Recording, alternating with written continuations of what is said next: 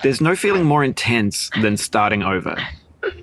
If you deleted your homework the day before it was due, as I have, or if you left your wallet at home and you have to go back after spending an hour in the commute. If you won some money at the casino and then put all your winnings on red but it came up black. If you got your best shirt dry cleaned before a wedding and then immediately dropped food on it. If you won an argument with a friend and then later discovered that they just returned to their original view. Starting over is harder than starting up. If you're not ready for that, like if you've already had a bad day, then what you're about to go through might be too much. Feel free to go away and come back. I'll be here. Alright, thanks for coming with me on this trip. I'll understand if you have to take a break at any point. Just find a safe place to stop and quit the game. Don't worry, I'll save your progress, always, even your mistakes. This game is a homage to a free game that came out in 2002, titled Sexy Hiking. The author of that game was Jazzuo, a mysterious Czech designer who was known at the time as the father of B games. And B games are rough assemblages of found objects. Designers slap them together very quickly and freely, and they're often too rough and unfriendly to gain much of a following.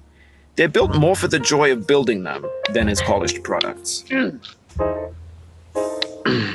In a certain way, Sexy Hiking is the perfect embodiment of a B game. It's built almost entirely out of found and recycled parts, and it's one of the most unusual and unfriendly games of its time. In it, your task is simply to drag yourself up a mountain with a hammer.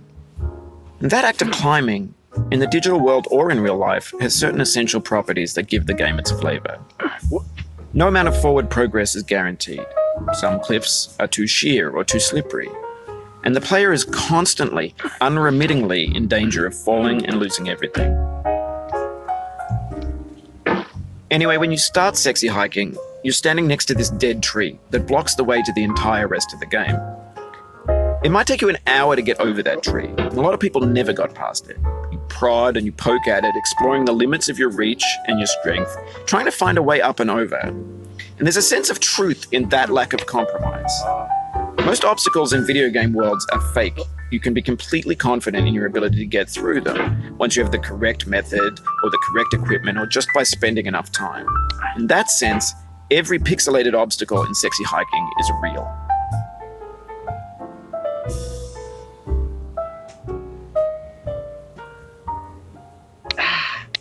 The obstacles in Sexy Hiking are unyielding, and that makes the game uniquely frustrating. But I'm not sure Jazzuo intended to make a frustrating game. The frustration is just essential to the act of climbing, and it's authentic to the process of building a game about climbing. A funny thing happened to me as I was building this mountain. I'd have an idea for a new obstacle, and I'd build it, test it, and it would usually turn out to be unreasonably hard. But I couldn't bring myself to make it easier. It already felt like my inability to get past the new obstacle was my fault as a player rather than as a builder. Imaginary mountains build themselves from our efforts to climb them, and it's our repeated attempts to reach the summit that turns those mountains into something real.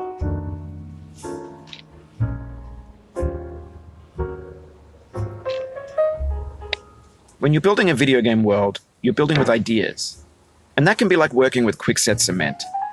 You mold your ideas into a certain shape that can be played with, and in the process of playing with them, they begin to harden and set until they're immutable, like rock.